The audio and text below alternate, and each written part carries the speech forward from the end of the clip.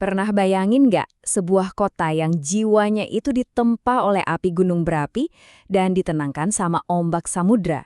Nah, kali ini kita nggak cuma jalan-jalan ke sebuah destinasi, tapi kita mau menyelami langsung jantung kebudayaan Jawa.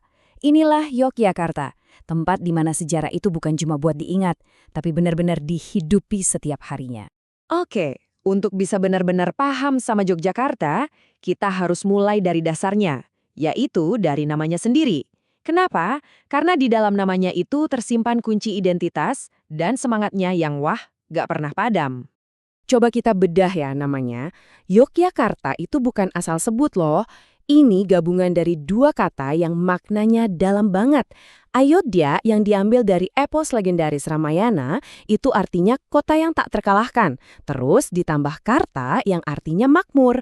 Jadi dari awal banget berdirinya, nama ini tuh udah jadi doa sekaligus visi untuk jadi wilayah yang kuat dan sekaligus sejahtera. Nah, sekarang ayo kita bahas bagian pertama dari visi itu. Kekuatan. Gimana caranya sebuah wilayah bisa jadi pusat kekuasaan yang katanya tak terkalahkan? Jawabannya ternyata ada di pondasi geografisnya. Lokasi Yogyakarta itu bukan kebetulan sama sekali. Ini kayak takdir geografis. Bayangin aja, diapit sama kekuatan Gunung Merapi dan Samudra Hindia, plus diberkahi dataran yang super subur. Posisinya ini bikin dia jadi persimpangan alami buat perdagangan dan pusat yang ideal banget buat peradaban. Seolah-olah alam sendiri udah menunjuk tempat ini untuk jadi besar. Tapi ceritanya jauh lebih tua dari yang kita kira loh. Jauh sebelum ada kesultanan, wilayah ini tuh udah jadi pusat peradaban yang super gemilang.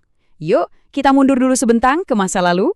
Selama lebih dari 1000 tahun yang lalu, wilayah Yogyakarta ini emang udah jadi pusat kekuasaan.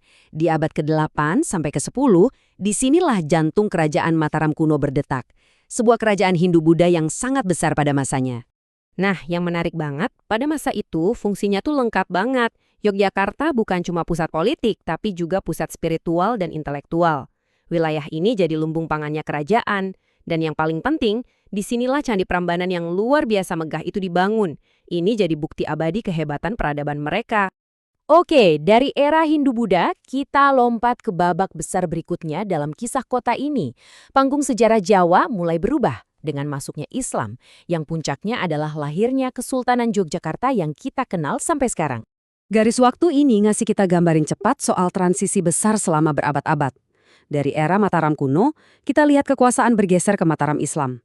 Tapi, momen yang benar-benar mengubah peta politik Jawa itu terjadi di tahun 1755, lewat sebuah perjanjian yang namanya Perjanjian Giyanti.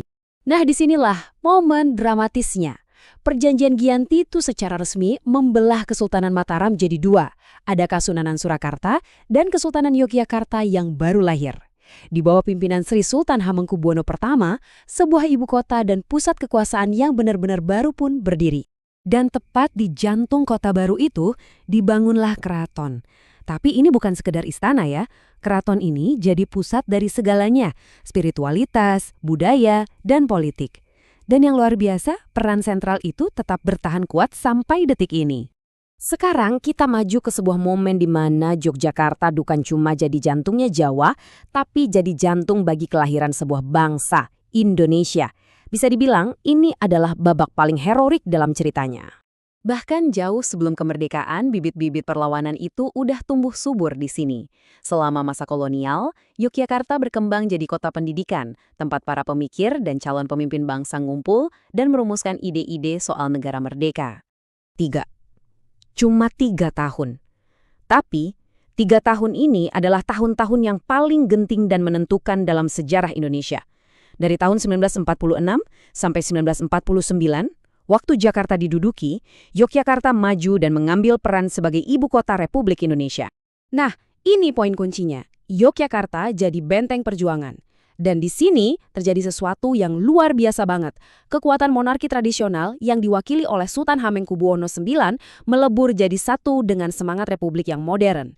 Dukungan total dari Sultan itu bukan cuma simbolis, tapi jadi nawa bagi kelangsungan hidup negara kita yang baru lahir. Semua benang merah sejarah yang udah kita telusuri, dari kerajaan kuno, kesultanan, sampai revolusi, semuanya itu nggak cuma disimpan di museum. Di Yogyakarta, sejarah itu hidup, bernafas, dan jadi bagian dari keseharian warganya. Tabel ini nunjukin koneksinya dengan jelas banget. Coba deh lihat. Pusat kerajaan kuno, ya itu adalah keraton yang masih hidup dan aktif sampai sekarang. Pusat intelektual zaman kolonial, sekarang jadi Universitas Gadjah Mada. Jalur perdagangan yang strategis, ya itu Jalan Malioboro yang selalu rame. Di sini, masa lalu itu bukan buat dikenang aja, tapi untuk dijalani.